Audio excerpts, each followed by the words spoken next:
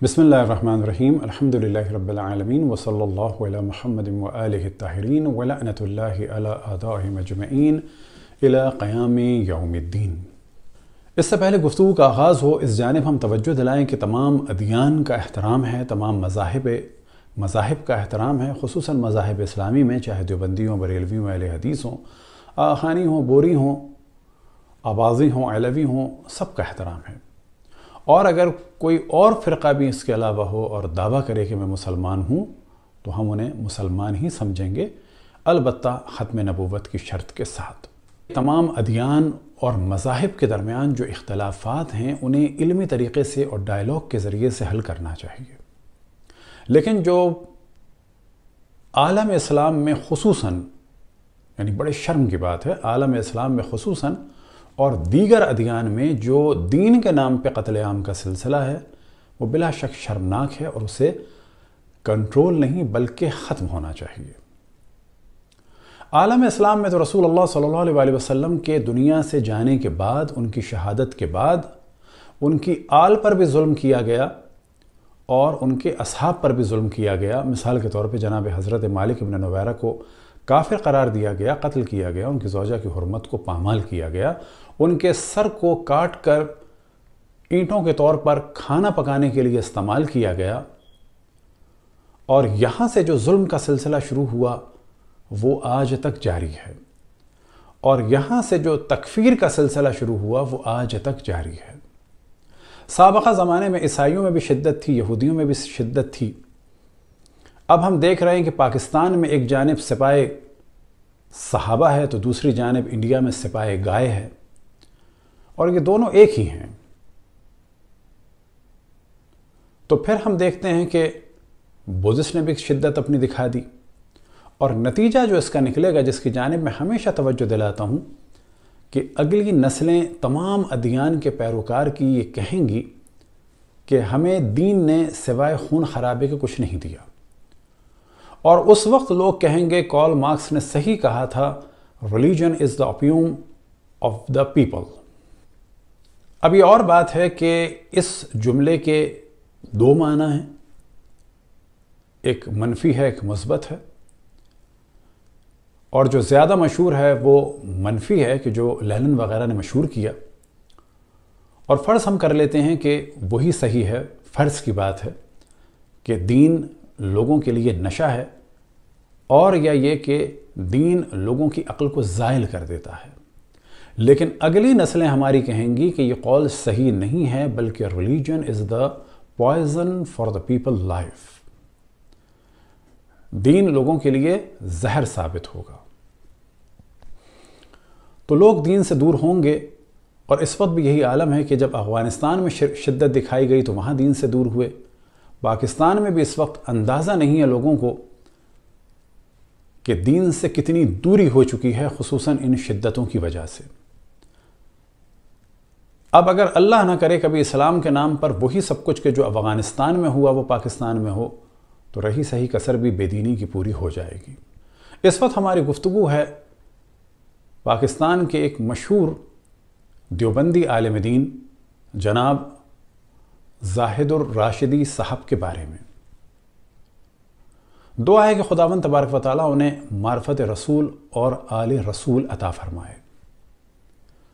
इतने तहकीकाती काम उन्होंने अंजाम दिए हैं, वो इस बारे में भी तहकीक करें कि क्या वजूहात थीं कि रसूल अल्लाह सल्लल्लाहु अलैहि वसल्लम के बाद उनका पूरा ख़ानदान कत्ल कर दिया गया।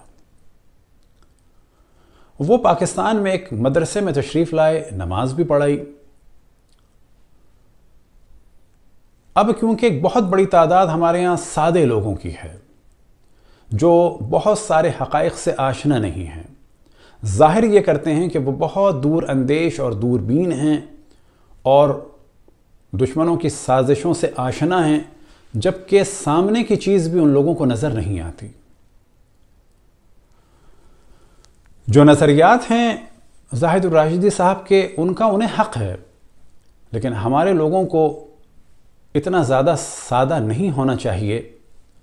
खानकाओं से निकलकर तहक़ीक़ी दुनिया में आना चाहिए और ख्वाबों की ज़िंदगी से निकलकर حقیقت میں آنا چاہیے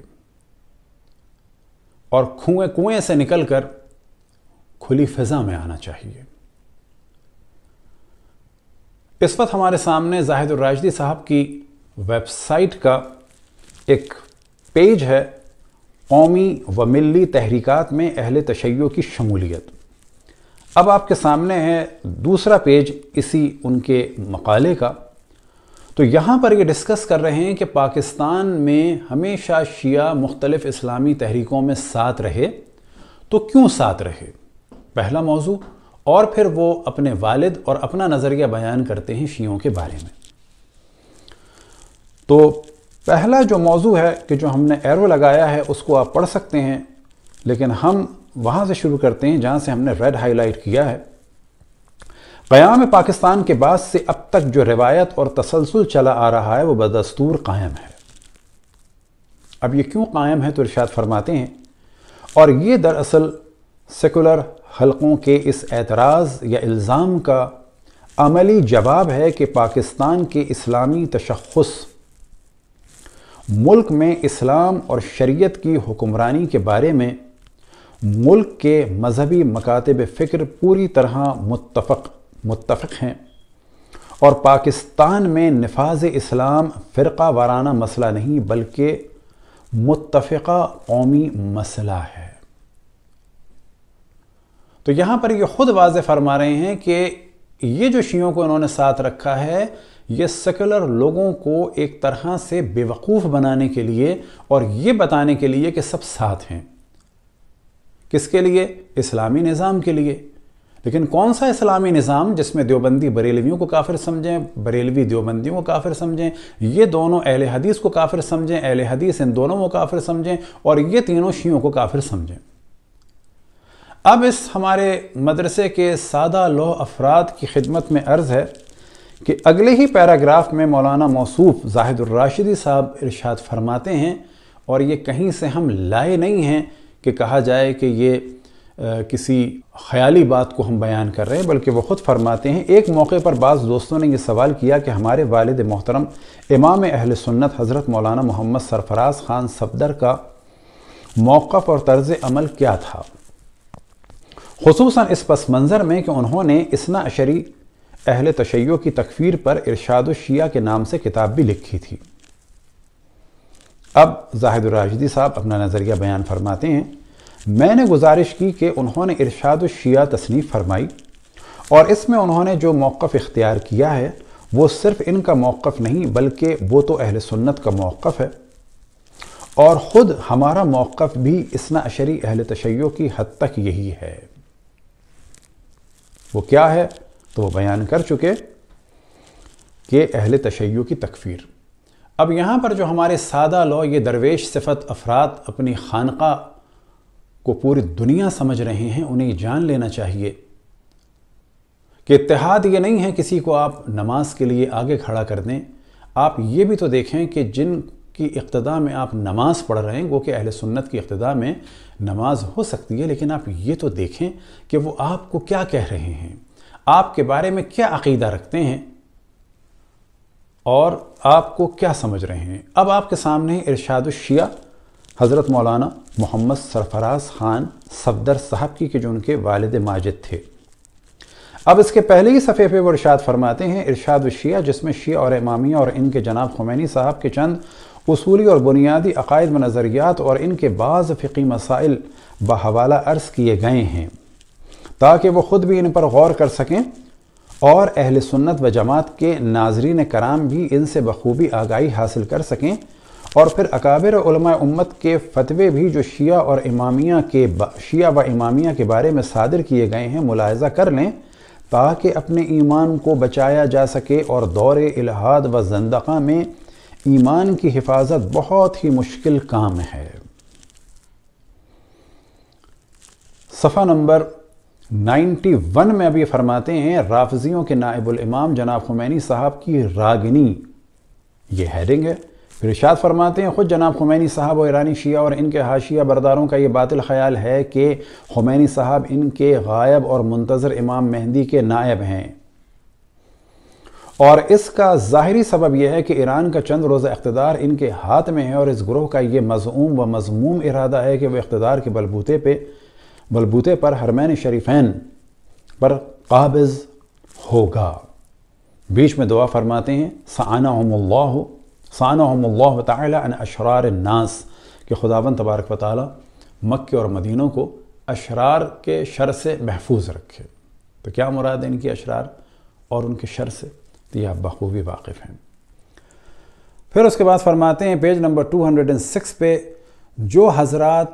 جن حضرات پر شیعہ اور روافظ کے عقائد و نظریات منکشف ہوئے، انہوں نے ان کی تکفیر میں کوئی تعامل نہیں کیا۔ حضرت مجدد الفسانی خاصی بحث کے بعد فرماتے ہیں کہ شیعہ کو کافر ٹھہرانا احادیث صحیحہ کے مطابق اور طریقہ سلف کے موافق ہے۔ ہاں، طریقہ سلف تو یہی تھا کہ اختلاف ہوا، جناب مالک ابن نویرہ سے بیوی کی عزت لوٹ دی، انہیں کافر قرار دے دیا، صحابی رسول کو کافر کر دیا، اور خاتم الاصحاب جناب حضرت ابو طفیل کو بھی کافر کہہ دیا، رافضی کہہ دیا، غالی کہہ دیا۔ آخر ابتدا یہ ہے اور انتہا کیا ہے؟ قائرین کرام، ہم نے بحمد للہ تعالی نہایت اختصار کے ساتھ شیعہ و امامیہ کے بعض اہم بنیادی عقائد اور اصولی نظریات اور کچھ فقہی مسائل بحوالہ عرض کر دیے ہیں، جن کا سمجھنا ہر مسلمان کا فریضہ ہے تاکہ اپنے ایمان، اعمال صالحہ اور اخلاق حسنہ کی حفاظت کی جا سکے۔ اس وقت اسلامی انقلاب کے نام سے جو طوفان بدتمیزی خمینی صاحب و ایران کی طرف سے اٹھ رہا ہے، جس کو دین سے ناواقف اور بے خبر صحافی مزے لے کر شائع کر رہے ہیں، وہ کسی طرح بھی نظر انداز کرنے کے قابل نہیں۔ علمی طور پر ان کی خوب تردید اور سرکوبی ہونی چاہیے، تاکہ اس دور زندقہ و الحاد میں، جس میں ہر طرف سے بے دینی کی برسات برس رہی ہے، مسلمانوں کا ایمان محفوظ رہے۔ جس سمت خمینی صاحب اور ان کے چیلے امت کی کشتی لے جا رہے ہیں، وہ ہلاکت، بربادی کا راستہ ہے، رشد و ہدایت کا ہرگز نہیں ہے۔ یہاں پر لفظ خوف غلط تھا، اسے ہم نے خوب پڑھا ہے اور وہی صحیح ہے۔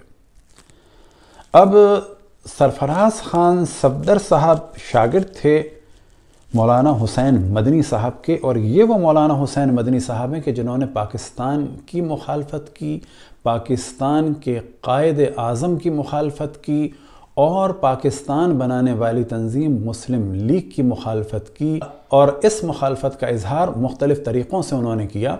کبھی قائد اعظم کی زوجہ کی توہین کی، کبھی ان کی توہین کی، کبھی کانگریس کی، کبھی انہوں نے مسلم لیگ کی توہین کی، اور اپنے آپ کو سیکولر ظاہر کر کے کانگریس میں رہے۔ انہوں نے 1938 میں مسلم لیگ میں اختلاف ڈالنے کے لیے، اور ان سے پہلے عبدالشکور یہ کام کر چکے تھے 19ویں صدی کی ابتدا میں، اور وہ یہ تھا کہ عاشور کے جلوس کو ڈسٹرب کیا جائے، لہٰذا مد صحابہ کا نام دیا، جبکہ وہاں پر بنو امیہ خصوصاً مروان اور یزید اور دشمنان اہل بیت کی حمایت میں نعرے لگائے گئے، تو شیعوں نے ریئیکشن ظاہر کیا۔ یہ سب کچھ ہو رہا تھا تاکہ مسلم لیگ میں جو شیعہ سنی متحد ہیں وہ سلسلہ ختم ہو جائے۔ لیکن کل بھی مسلمانوں نے عموماً فتنہ انگیز مولویوں کو پہچان کر کبھی اہمیت نہیں دی، اور آج بھی الحمدللہ اکثریت مسلمانوں کی جانتی ہے کہ ایک بڑی تعداد ملا یا ملا نماؤں کی صرف فتنہ کرنا جانتی ہے، اور اس کی ایک واضح دلیل ہے کہ دنیا میں جتنی بھی دہشت گرد تنظیمیں ہیں ان کا تعلق اسی دیوبندی مکتب فکر سے ہے، اور یہ کوئی چھپی ہوئی چیز نہیں ہے۔ انہی حسین مدنی صاحب کے بارے میں علامہ اقبال اپنی آخری نظم میں، جو ان کی زندگی کی آخری فارسی نظم تھی ارمغان حجاز میں، کلیات اقبال میں یہ موجود ہے، حسین مدنی کے عنوان سے فرماتے ہیں: عجم ہنوز ناداند رموز دین ورنہ، عجم اب تک دین کے رموز سے اور اسرار سے واقف نہیں ہے، ورنہ ز دیوبند حسین احمد اینچ بل عجبی است۔ اگر جانتے ہوتے تو دیوبند سے حسین احمد کہ جو عجیب و غریب شخص ہے، سرود بر سر ممبر کے ملت از وطن است، چه بی خبر ز مقام محمد عربی است، یہ بے خبر ہیں محمد عربی کی شان سے۔ بے مصطفیٰ برسان خویش را کہ دین ہمہ او است، اے حسین احمد اپنے آپ کو مصطفیٰ تک پہنچاؤ کہ دین سب کچھ وہی ہیں، یعنی رسول اللہ صلی اللہ علیہ وسلم۔ اگر بے اون نہ رسیدی تمام بو لہبیس، اور اگر تم رسول اللہ صلی اللہ علیہ وسلم سے آشنا نہیں ہوئے، ان تک اپنے آپ کو نہیں پہنچایا، تو پھر تم بو لہبی ہو، یعنی ابو لہب کے تمہارے نظریات ہیں۔ اب سرفراز خان صفدر صاحب کی پریشانیوں میں سے ایک پریشانی کیا تھی؟ سوات کی صورتحال اور علماء کا اجلاس۔ والد محترم حضرت مولانا محمد سرفراز خان صفدر کے آخری ایام میں انہیں سب سے زیادہ پریشانی سوات کی صورتحال کے بارے میں تھی۔ میں جب بھی حاضر ہوتا وہ سوات اور مالاکنڈ ڈویژن کے حالات کے بارے میں دریافت کرتے تھے اور دیگر حضرات سے بھی پوچھتے تھے۔ میں نے کئی بار انہیں سوات اور اس خطے کے حالات سن کر روتے دیکھا۔ مجاہدین کے ساتھ انہیں ہمدردی تھی۔ سوات میں کیا ہوا، مالاکنڈ میں کیا ہوا، وزیرستان میں کیا ہوا، تو آپ جانتے ہیں کہ فوجیوں کے سروں کو کاٹ کے فٹ بال کھیلی گئی۔ البتہ یہ اسلامی ہی کام تھا، وہ اسلام کہ جو خالد بن ولید نے کیا جناب حضرت مالک ابن نویرہ کے ساتھ، کہ ان کا سر کاٹ کے اینٹوں کے طور پر چولہا بنا کر اس پر کھانا پکایا گیا۔ آج یہ کہا جاتا ہے کہ عراق میں سنیوں کو مارا، شام میں سنیوں کو مارا، نہ، یہ مزید ایک فتنے کا کام ہے۔ عراق میں دہشت گردوں کو مارا، شام میں دہشت گردوں کو مارا، خود شام کی سنی آرمی نے بالکل ویسے ہی جیسے کہ وزیرستان، مالاکنڈ، سوات اور دیگر علاقوں میں پاکستان کی حکومت نے اور سنی آرمی نے اور سنی افراد نے دہشت گردوں کو مارا۔ جس طرح سے نہیں کہا جا سکتا وزیرستان، مالاکنڈ اور سوات میں شیعہ سنی مسئلہ تھا، بالکل اسی طرح سے عراق اور سیریا میں بھی کوئی شیعہ سنی مسئلہ نہیں تھا، بلکہ انہی دیوبندی دہشت گرد تنظیموں کا وہاں پر حملہ تھا، اور وہاں کی عوام کو اتنا ہی حق حاصل تھا اپنے ملک کے دفاع کا جتنا سوات کے لوگوں کو اور مالاکنڈ کے اور پاکستان کی فوج کو تھا۔ اب اجلاس میں کیا ہوا تو ایک محترم بزرگ نے فرمایا، ملک میں نفاذ اسلام کے لیے مسلح جد و جہد کے بارے میں اکابر اہل علم کو اب دو ٹوک موقف اختیار کرنا ہوگا اور اس کے لیے فوری توجہ کی ضرورت ہے۔ یعنی مسلح جد و جہد کس کے خلاف؟ خود پاکستان کے خلاف۔ تو یہاں سے پتہ چل سکتا ہے کہ ان کے کیا نظریات ہیں۔ مولانا سید نور الحسن شاہ بخاری کا پھر ذکر فرماتے ہیں، اور یہاں پر بھی پتہ چلتا ہے کہ یہ بھی انہی کے شاگرد تھے۔ ان کی کیا خدمات ہیں؟ تو ان کی خدمات میں سے خدمت ہے مولانا مرحوم کی زندگی کے اہم کارناموں میں مذہب اہل سنت کی تقریر و تصنیفی خدمات کے علاوہ تنظیم عمل اہل سنت و جماعت پاکستان کا قیام اور تنظیم بھی ہے۔ انہوں نے حضرت علامہ دوست محمد قریشی نور اللہ مرقدہ اور حضرت مولانا عبدالستار توسوی کے ساتھ مل کر رفض و بدعت کی روک تھام اور اہل سنت کی بیداری کے لیے تنظیم اہل سنت کے پلیٹ فارم پر جو شبانہ روز محنت کی، وہ پاکستان کی دینی تاریخ کا ایک روشن باب ہے۔ اس کے لیے رفض و بدعت یعنی شیعت کی مخالفت میں جن لوگوں نے قتل عام کا بازار 5763 کے زمانے میں کیا، ان کے بارے میں مولانا موصوف فرماتے ہیں کہ وہ تاریخ کا روشن باب ہے۔ اب زاہد الراشدی صاحب جس تنظیم کا ذکر کر رہے ہیں، تنظیم اہل سنت اور ان کے بنانے والوں کا، تو دیکھتے ہیں 1957 سے لے کے اس کے بعد تک ان کے کیا کارنامے تھے کہ جن کارناموں کا یہ ذکر فرما رہے ہیں۔ تو آپ کے سامنے کتاب ہے دا شیعاز آف پاکستان، پیج نمبر 94۔ یہ وہ ساری چیزیں ہیں کہ جو اس زمانے کے بزرگوں کو بھی یاد ہیں، خصوصاً ٹھیری کا واقعہ۔ یہ سب کچھ اسی تنظیم اہل سنت نے کیا تھا، اور قبلہ موصوف ان کی بھی تائید کر رہے ہیں، تعریف کر رہے ہیں، یہاں تک کہ ہمارا خون بہانے والی جو اگلی جماعت بنی سپہ صحابہ، ان کے افراد کی بھی تائید کر رہے ہیں، تعریف بھی کر رہے ہیں، اور یہ ان کا حق ہے، لیکن ہمارے لوگوں کو بے وقوف نہیں بننا چاہیے۔ تو پیج نمبر 94 میں during the first 10 days of Muharram 1377 ہجرہ 1957 کہ 1377 میں محرم کے 10 دنوں میں یعنی 1957 میں وکٹوریٹ propaganda by the TAS with speeches and posters reached a new climax کہ تنظیم اہل سنت کی تقریروں اور تبلیغ کی وجہ سے، پوسٹرز کی وجہ سے ایک پرتشدد سا اور خطرناک سا ماحول بن چکا تھا۔ As predicted by the Shia organisation, جیسا کہ شیعہ آرگنائزیشن حکومت کو بتا چکی تھیں تنظیم اہل سنت اس سال کیا کرنے والی ہے. Violent assault on Azadari procession took place on different places in the Punjab on that year's Ashura 7th August. کہ پرتشدد حملے ہوئے عزاداری کے جلوسوں پر پنجاب کے مختلف علاقوں میں اس سال کے عاشورہ میں کہ جو 7 اگست کو ہوا. 3 Shia were killed during the armed attack on the procession in the small town of Satpur, Muzaffargarh district. کہ 3 شیعہ قتل ہوئے کہ جب اسلحے سے حملہ ہوا جلوس والوں پر. کہاں پر؟ سیت پور مظفر گڑھ میں. اور دوسرا واقعہ کیا ہوا؟ ان احمد پور ایسٹ یعنی احمد پور شرقیہ میں. where the ground has been prepared by speeches of Taj Muhammad Khan Durrani, Noorul Hasan Bukhari and Khalid Mahmood. کہ جن کی برکتوں کا ذکر انگلینڈ میں بھی ہم بیان کریں گے کہ ان کے کیا کارنامے رہے. کہ احمد پور شرقیہ میں زمین ہموار کر چکے تھے فتنے بازی کے لیے اپنی تقریروں کے ذریعے سے تاج محمد خان درانی، نور الحسن بخاری اور خالد محمود صاحب.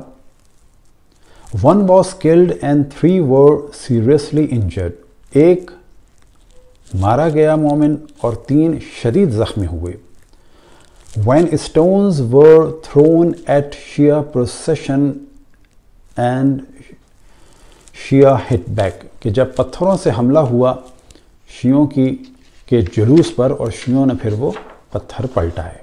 اب آپ کے سامنے ہے پیج نمبر 97 اور یہاں پر کچھ چیزیں واضح ہو جائیں گی کہ خالد محمود صاحب کے جن کی بعض برکتیں بعد میں بھی بیان ہوں گی کہ انگلینڈ میں کس طرح سے ان کے نظریات کی وجہ سے لوگ ISIS میں شامل ہوئے. Khalid Mahmood called on the Shia with impunity either to give up their mazhab or leave the country for Iran at the annual session of the Deobandi Jami' Ashrafiyya in Lahore on 29th April.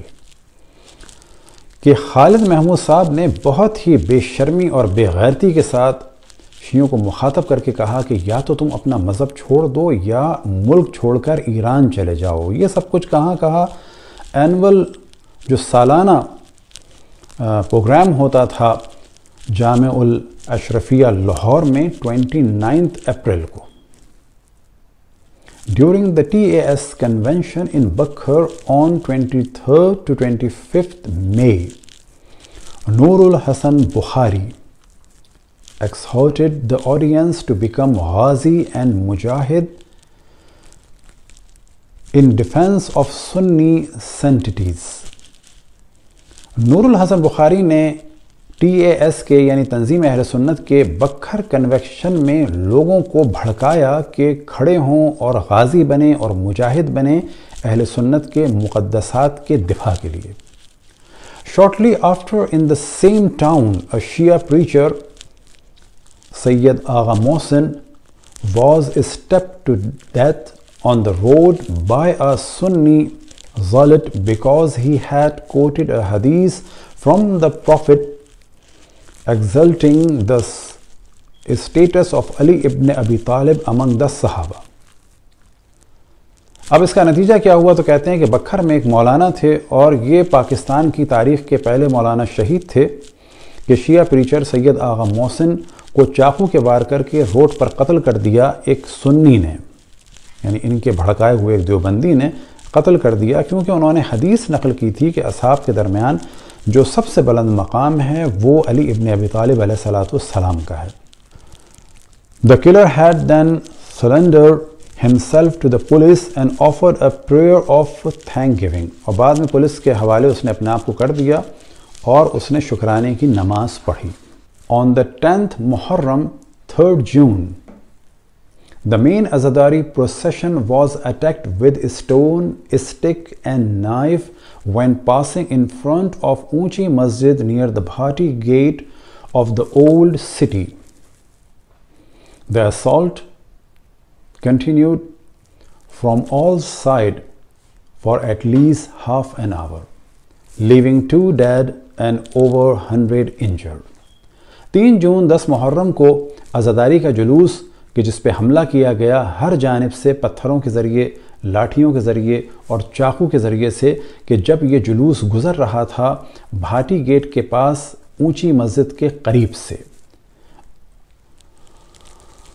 اور اس وقت حملہ ہوا ہر جانب سے، اور تقریباً یہ آدھے گھنٹے جاری رہا، اور جس میں 2 مومنین شہید ہوئے اور 100 سے زیادہ زخمی ہوئے۔ The police opened fire but were unable to stop the rioting until the procession had reached Karbala گام شاہ۔ پولیس نے فائر کھولا، ہوائی فائر کیا، لیکن پولیس ناکام رہی ان لوگوں کو روکنے میں، یہاں تک کہ یہ جلوس کربلا گام شاہ پہنچ گیا۔ مراد یہ کہ پھر یہ لوگ بچ گئے۔ On the same day, sectarian clashes occurred in the number of the Pakistani towns and villages۔ اسی دن اب ظاہراً پتہ چل رہا ہے کہ بہت منظم طریقے سے پاکستان کے پورے علاقے میں، اس زمانے میں کوئی خبروں کا سلسلہ یا واٹس ایپ وغیرہ کا سلسلہ نہیں تھا، یہ بات ہو رہی ہے 63 کی، کہ پورے پاکستان میں جو ہے منظم طریقے سے ہنگامے ہوئے، اور خصوصاً کہاں پہ ہوئے؟ worst affected was Thehri in the Khairpur district. سب سے زیادہ خطرناک جو ہنگامہ ہوا وہ ٹھیری میں ہوا، where the امام بارگاہ was set on fire killing dozen of Shia worshipper، کہ جہاں پر امام بارگاہ کو جلایا گیا اور درجنوں شیعوں کو قتل کیا گیا۔ The overall death toll on 10th Muharram reached 120 according to official reports۔ اس سال محرم میں 120 افراد کو قتل کیا گیا، کہ جو آفیشلی اناؤنس ہوا تھا ایوب کے دور میں، اور ممکن ہے کہ 120 سے کہیں زیادہ کی تعداد ہو۔ اب آپ کے سامنے ہے on 15 دسمبر 1974 محرم 1395 ہجری 14 جنوری to 12 فیبری 1975 triggered sectarian clashes in Karachi, Gilgit, Lahore, Chakwal and some other places of the Punjab۔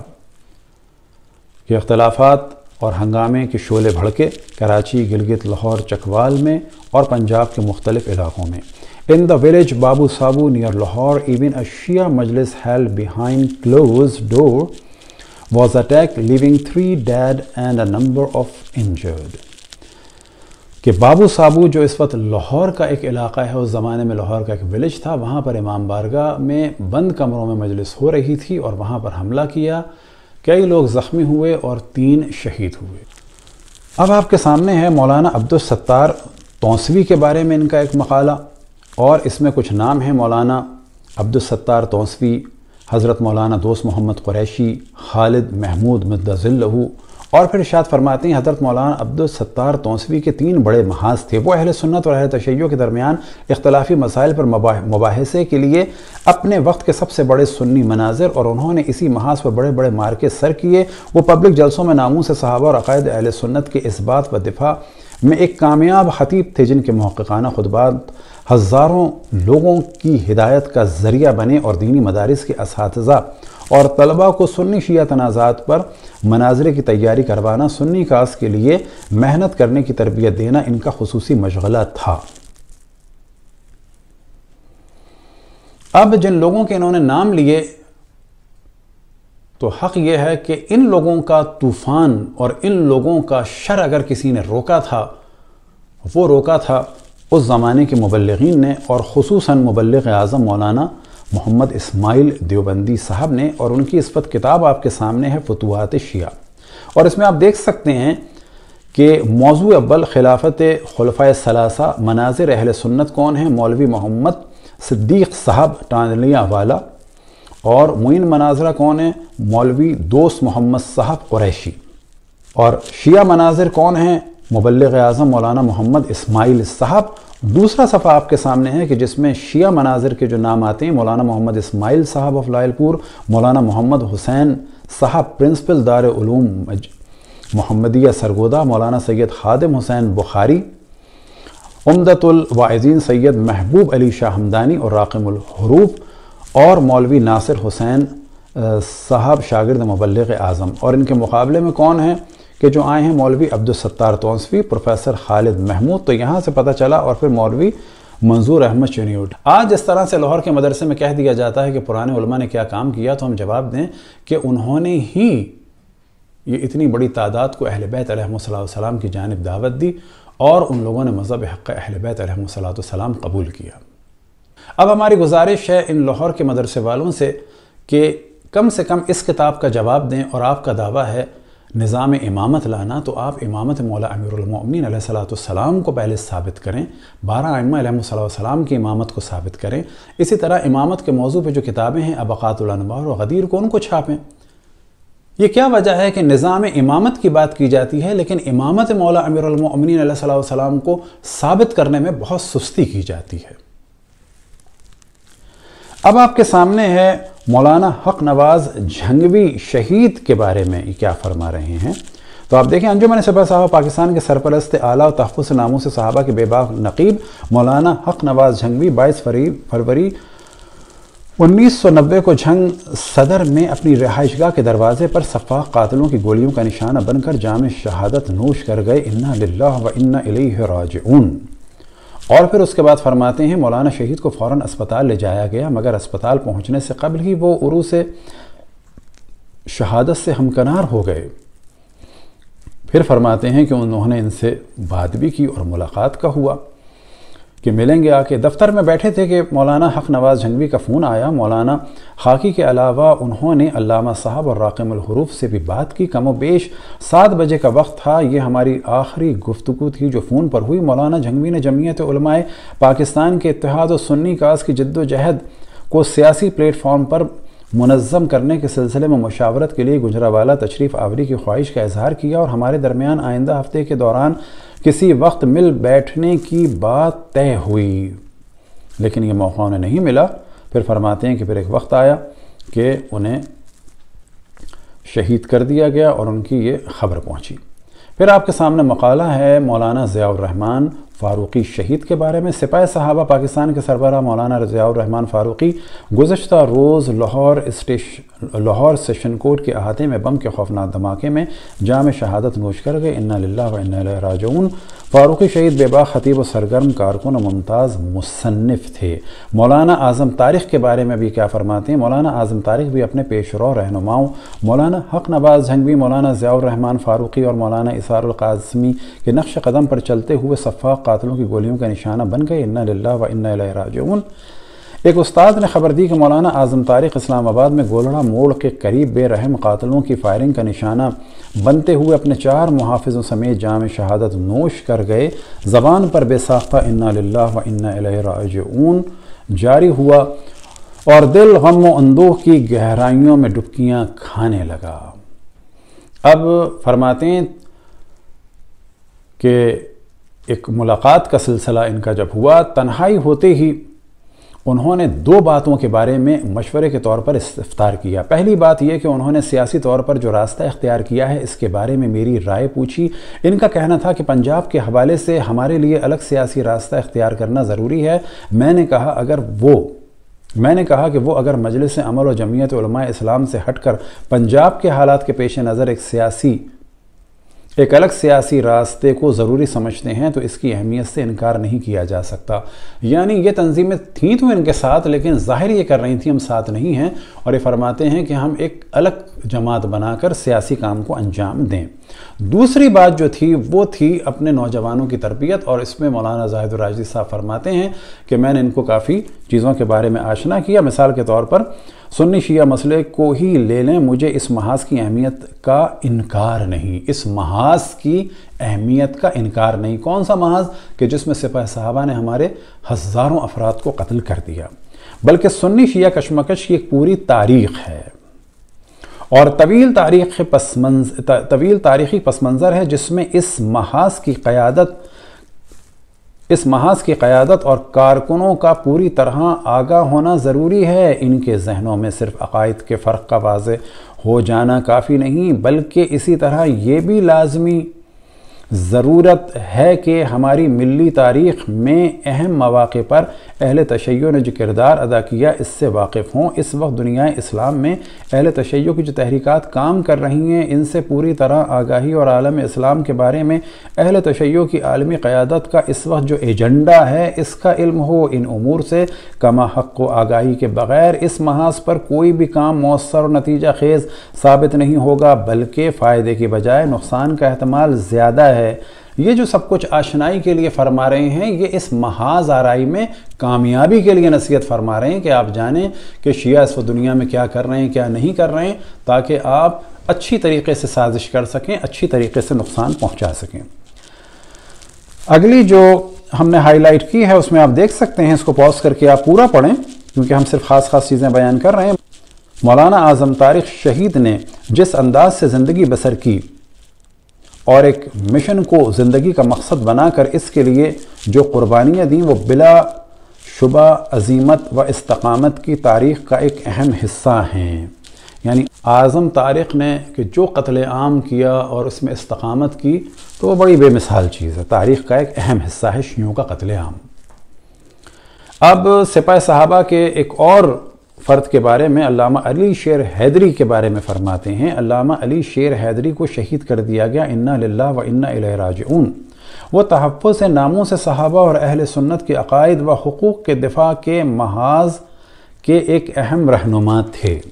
اب یہ یہاں پر رازی کا ایک قول بیان کرتے ہیں، جب تم کسی شخص کو دیکھو کہ وہ صحابہ کرام میں سے کسی کی توہین و تنقیص کر رہا ہے تو سمجھ لو کہ وہ زندیق ہے، اس لیے کہ صحابہ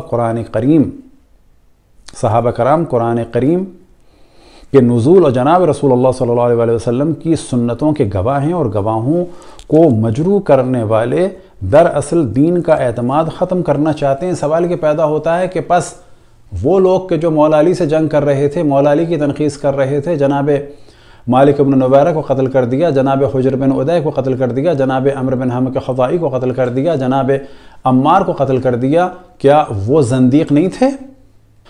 اب یہاں پر زاہد الراشدی صاحب گلگت بلتستان صوبہ چند سنجیدہ خدشات و تحفظات، یعنی گلگت اور بلتستان اگر صوبہ بن جائے تو ان کو کچھ خدشات بھی ہیں، تحفظات بھی ہیں۔ اب کیا فرماتے ہیں یہاں پر؟ بلتستان کے مطالعاتی دورے کے بارے میں کچھ گزارشات ایک گزشتہ کالم میں پیش کر چکا ہوں۔ یہ علاقہ شیعہ سنی کشیدگی کے حوالے سے بہت حساس ہے، کبھی شیعوں نے وہاں کچھ نہیں کیا، آپ لوگوں نے لشکر کشی کر کے وہاں پر ماحول کو خراب کیا۔ اہل سنت کی مجموعی آبادی 27% بیان کی جاتی ہے، جبکہ ایسا نہیں ہے۔ اس وقت آزاد کشمیر میں سردار عبدالقیوم خان کی حکومت تھی اور جمعیت علماء اسلام کی طرف سے 3 رہنماؤں کا وفد اسلام آباد کے کشمیر ہاؤس میں سردار عبدالقیوم خان سے ملا۔ اس وفد میں حضرت مولانا عبدالحکیم ہزاروی اور حضرت مولانا قاضی عبداللطیف آف کلاچی اور راقم الحروف بھی شامل تھا۔ میں نے سردار صاحب محترم سے عرض کیا کہ اس خطے کے الگ صوبے بننے سے مسئلہ کشمیر کو نقصان پہنچے گا۔ سردار صاحب نے اس سے اتفاق کرتے ہوئے کہا کہ اس کو رکوانے کی کوشش کر رہے ہیں، چنانچہ ہم نے بھی جمعیت علماء اسلام کی طرف سے ان کی اس کوشش کی بھرپور حمایت کا اعلان کیا۔ یعنی یہاں پر جا کے انہوں نے صرف اس وجہ سے کہ وہاں پر شیعہ زیادہ ہیں، سردار عبدالقیوم کو ایک طرح سے غلط مشورہ دیا کہ کشمیر کا اس کو نقصان ہوگا، جبکہ کوئی ایسا مسئلہ نہیں تھا۔ اصل وجہ کیا تھی تو یہ فرماتے ہیں خود ہی اگلے صفحے میں، اہل سنت کی مذہبی قیادت بھی اس حوالے سے تحفظات رکھتی تھی کہ ایک مستقل صوبہ بننے کے بعد بہرحال یہ شیعہ اکثریت کا صوبہ ہوگا اور اس کے ملک بھر کے فرقہ وارانہ سیاست پہ گہرے اور دور رس اثرات ہو سکتے ہیں۔ افغانستان جب قبلہ موصوف تشریف لے گئے، امیر المؤمنین ملا عمر سے ملاقات۔ اب یہ کس سلسلے میں ملاقات ہے؟ تاریخی ورثے کو برباد کرنے کے لیے یہ ایک گرین سگنل دینے کے لیے گئے تھے۔ تو یہاں پر آپ دیکھیں کہ امیر المؤمنین کہہ رہے ہیں، یہ پورا ایک مستقل موضوع ہے کہ اہل سنت میں خلافت دہشت گردی کے ذریعے سے، قتل عام کے ذریعے سے، تلوار کے ذریعے سے قائم ہو جاتی ہے، اور اسے کلامی اعتبار سے کہا جاتا ہے بالقہر والغلبہ۔ اور کس کے ذریعے سے؟ سیف کے ذریعے سے، کہ امام اور خلیفہ بن جاتا ہے قتل عام کے ذریعے سے، تلوار کے ذریعے سے، قہر اور غلبے کے ذریعے سے، اور اسے پھر امیر المومنین کہا جا سکتا ہے۔ لہٰذا یہ ایک ادنا سے اپنے ایک شاگرد کے درجے سے بھی کم فرد کو ملا عمر کو امیر المومنین کہہ رہے ہیں، کیونکہ یہ ان کا فقہی مسئلہ ہے کہ کوئی دہشت گرد بھی اگر پاور حاصل کر لے تو امیر المومنین بن جائے گا۔ تو یہاں پر جب سوال ہوا اس تاریخی ورثے اور مجسموں کے بارے میں تو یہ فرماتے ہیں میں نے عرض کیا کہ ہاں ہم بھی اسی سلسلے میں آئے ہیں، یعنی ان مجسموں کے بارے میں ڈسکس کرنے، لیکن ہماری گزارش یہ ہے کہ یہ کام شروع کر دیا ہے تو اب پیچھے ہٹنا درست نہیں، یعنی فوراً اس کام کو کر دیں۔ بس کہا جا سکتا ہے کہ آج جو اتنا روشن فکر سمجھا جا رہا ہے جناب زاہد الراشدی صاحب کو، تو یہ ایک بین الاقوامی جو ورثہ تھا، ہیریٹیج تھا، اس کو بھی نقصان پہنچانے کے لیے قبلہ موصوفی تشریف لے گئے تھے۔ آخر میں یہ تعزیت نامہ بیان کرتے ہیں علامہ ڈاکٹر خالد محمود صاحب کا۔ ان کی چیزیں گزر چکی کہ انہوں نے لاہور میں یا اپنے زمانے میں پنجاب میں کیا فتنہ کیا، کس طرح سے امام بارگاہوں پہ حملہ کرایا، اور جب یہ 74 میں انگلینڈ چلے گئے مانچسٹر، تو وہاں پر انہوں نے کیا کام انجام دیے۔ تو آپ کے سامنے ایک پہلی بات تو یہ کہ جو ان کا سینٹر ہے وہ لانگ سائٹ مانچسٹر میں ہے، اور وہاں سے 2 لڑکیاں اپنی عزتیں لٹوانے کے لیے اور اجتماعی زنا کے لیے اور جہاد النکاح کے لیے یا جہاد الزنا کے لیے یہ خوا لڑکیاں گئی تھیں انگلینڈ سے IS والوں کے پاس، جو خود دہشت گرد تو تھے ہی لیکن دیوبندی مکتب فکر کے تھے۔ تو یہ لڑکیاں بھی انہی کے علاقے کی تھیں اور انہی کی برکات کا یہ ایک ثمرہ تھا کہ یہ 2 لڑکیاں 16 سال کی، جن میں سے ایک کا نام زہرا اور ایک کا نام جو ہے وہ سلمہ تھا۔ Zahra and her twin sister Salma are believed to have married IS fighter after fleeing to Syria۔ یہ اپنا گھر چھوڑ کے بھاگ کے گئی تھیں، اور یہ سب برکتیں ہیں۔ یاد رکھیں کہ عام لوگوں کو توجہ رکھنی چاہیے کہ یہ جو آج کل انٹرنیٹ پہ قرآن پڑھنے کا سلسلہ ہے یہ انتہائی خطرناک ہے، کیونکہ دہشت گرد اسی کے ذریعے سے گھروں میں داخل ہوتے ہیں، اور ماں باپ کو چاہیے کہ انٹرنیٹ پر قرآن نہ پڑھوائیں جب تک کہ لوگوں سے آشنا نہ ہوں، اور خود سامنے بیٹھیں اور ان کو کوئی بات نہ کرنے دیں اگر پڑھوا بھی رہے ہیں۔ دوسری خبر آپ کے سامنے ہے، A joint counter-terrorism operation between officers in the Northwest and London sees 2 men jailed for funding terrorism، اور یہاں پر بھی آپ دیکھ سکتے ہیں ان کے ناموں کے بعد ہے لانگ سائٹ مانچسٹر۔ اب یہاں پر BBC نیوز کی آپ کے سامنے ہے Munir Farooqui given 4 times sentence for terror charges۔ اب یہاں پر ان لوگوں کے نام ہیں اور ساتھ میں لانگ سائٹ مانچسٹر، کہ یہ بھی ان کی برکات میں سے ایک برکت تھی۔ BBC کا آپ کے سامنے ویب سائٹ ہے کہ ساؤتھ مانچسٹر میں 3 میل کے اندر دہشت گردی سے منسلک 20 سے زائد افراد رہتے تھے۔ ساؤتھ مانچسٹر کے نواح میں یہ آپ نے دیکھ لیا، ان میں لڑکیاں کیا کرنے گئیں؟ جہادی دلہن بننے گئیں۔ اس کو آپ پوز کر کے تفصیل سے دیکھ سکتے ہیں۔ ان میں سے 15ویں کون لڑکی تھی؟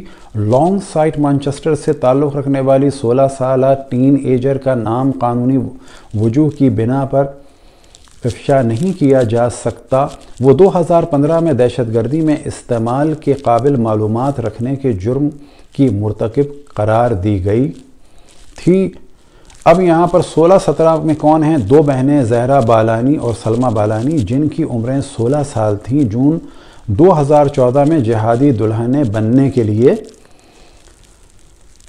ونٹرمانس روڈ چارلٹن سے شام فرار ہو گئیں۔ یہ تھی برکتیں ڈاکٹر خالد محمود کی۔ ہمارے سادے لوگوں کو چاہیے کہ تمام ادیان والوں سے اتحاد کریں، تمام مذاہب والوں سے اتحاد کریں، لیکن عقل و شعور کے ساتھ۔ خداوند تبارک و تعالیٰ سے دعا ہے کہ ہمیں رسول اللہ صلی اللہ علیہ وسلم اور آل رسول اللہ صلی اللہ علیہ وسلم کی اور زیادہ معرفت اور محبت عطا فرمائے، اور مسلمانوں کو دہشت گردی قتل عام کے بازار کو ختم کرنے کی توفیق عطا فرمائے۔